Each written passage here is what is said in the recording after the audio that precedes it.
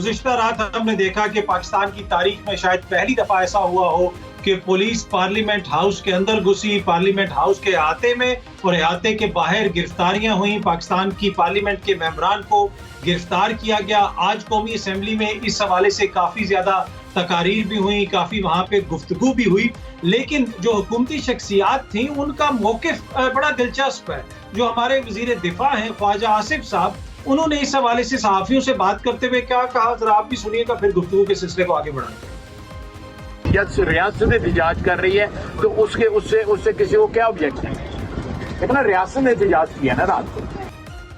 जी आपने सुना, ये हमारे वजीर दिफा हैं, वो ये कह रहे थे कि रियासत ने एहतजाज किया है रात को। मतलब रात को जो कुछ होता रहा, पार्लियामेंट की लाइट्स ऑफ की गई, पार्लियामेंट के अंदर काले शीशों वाली गाड़ियां गई, किसी को नहीं मालूम वो कौन थे और पुलिस वाले क्यों गिरफ्तार कर रहे थे, किसी को वारंट नहीं दिखाया जा रहा था। ऑल्दो ये तो सबको पता था कि जो एनओसी का मामला था और जो जलसा हुआ उसके बाद बहुत सारे मामला थे, एफआईआर वगैरह भी दर्ज की गई, लेकिन ये बड़ा अनप्रेसिडेंटेड था कि ऐसी सीनियर लीडरशिप को आप पार्लियामेंट से जाके ऐसे गिरफ्तार करें और उसके ऊपर वजीर दिफा ये नहीं कह रहे। देखिए, जो हुकूमत होती है वो कहे ना कि ऑपोजिशन ने आइन तोड़ा, ऑपोजिशन ने कानून की खिलाफ वर्जी की, इस वजह से हम उनको गिरफ्तार कर रहे। वो ये कह रहे हैं कि रियासत एहतजाज कर रही है। आप दुनिया के किसी मुल्क में आज तक आपने ये सुना कि कोई कहे आके वजीर के जी रियासत ने कल एहतजाज किया?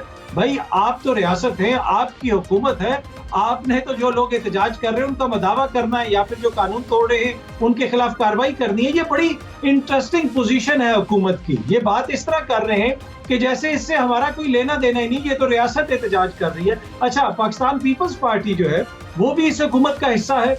अब वैसे तो स्पीकर साहब ने कहा कि हम इस सारे मामले की तहकीकात करेंगे, सीसीटीवी फुटेजेस भी उन्होंने मांग ली, लेकिन ये सब कुछ कर रहा कौन था? किसकी पुलिस कर रही थी? कोई योगोस्लाविया से लोग आए थे? नहीं, इस्लामाबाद की एडमिनिस्ट्रेशन कर रही थी। वजीर दाखिला के मातहत जो महकमा है वो कर रहा था, वजीर आजम के मातहत जो वुज़रा हैं वो लोग कर रहे थे। तो हुकूमत ही तो ये सब कुछ कर रही थी। नवीद कमर साहब ने इस हवाले से क्या कहा, जरा आप ये भी सुनिए।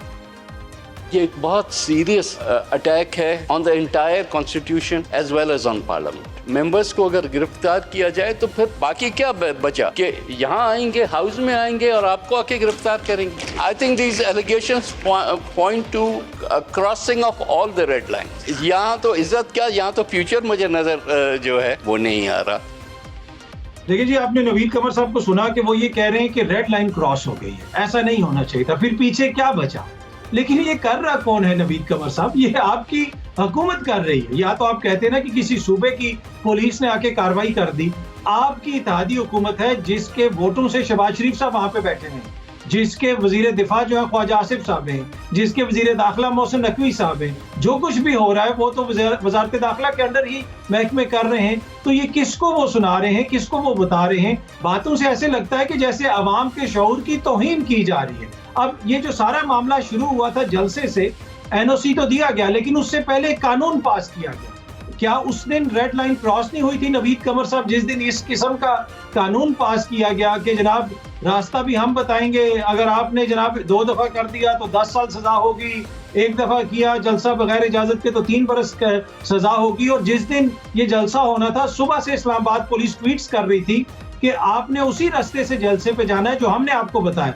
अगर आप पैदल भी किसी और रास्ते से जाएंगे तो आपके खिलाफ नए कानून के तहत कार्रवाई होगी, जो नया कानून बन गया। बाकायदा पुलिस ने ये बताया। तो ये कानून भी सदर जरदारी साहब ने साइन किया, उनकी असेंट से कानून बना है, पीपल्स पार्टी के वोटों से ये कानून बना है। अदरवाइज तो हुकूमत इस पोजीशन में नहीं कि वो कोई भी कानून पास कर सके। तो ऐसे यहाँ पे आके कहना कि जनाब ये रेड लाइन क्रॉस हो गई, ये रेड लाइन थी या ग्रीन लाइन थी, जो भी लाइन थी, ये लाइन आप लोगों की हुकूमत ही क्रॉस कर रही है। अच्छा, दूसरा, ये वो कानून है जिसके हवाले से एमनेस्टी इंटरनेशनल ने भी कहा कि ये पीसफुल असेंबली जो एहतजाज का हक है, ये उसके ऊपर एक हमला है।